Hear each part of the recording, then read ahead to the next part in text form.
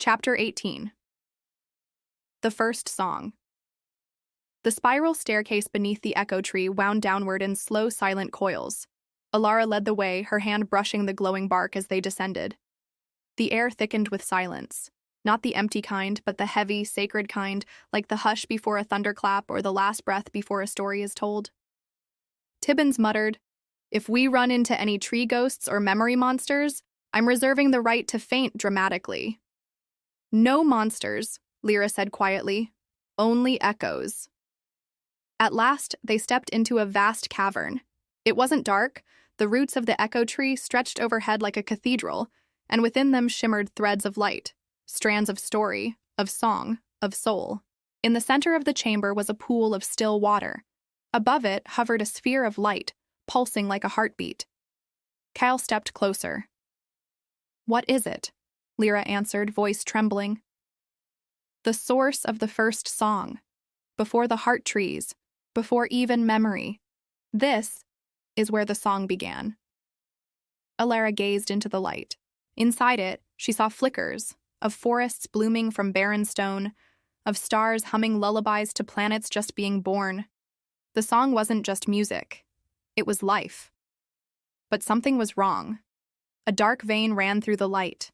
A fracture. A wound. Tibbins peered in. "That doesn't look good." Suddenly, a shadow swept across the chamber.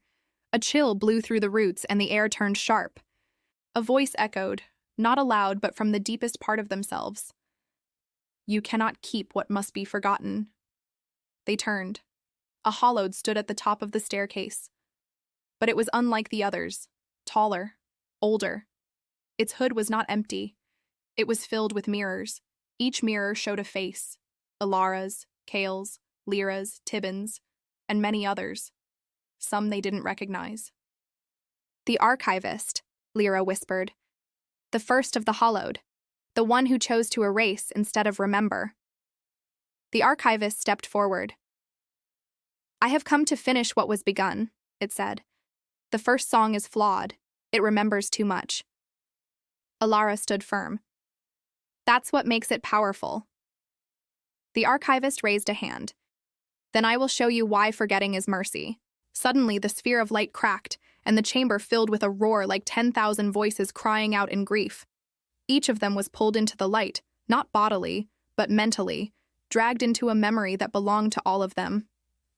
They stood in a world aflame. The first forest burning. Creatures screamed, trees withered. The sky cracked, and in the center stood a figure, shining, radiant, alone.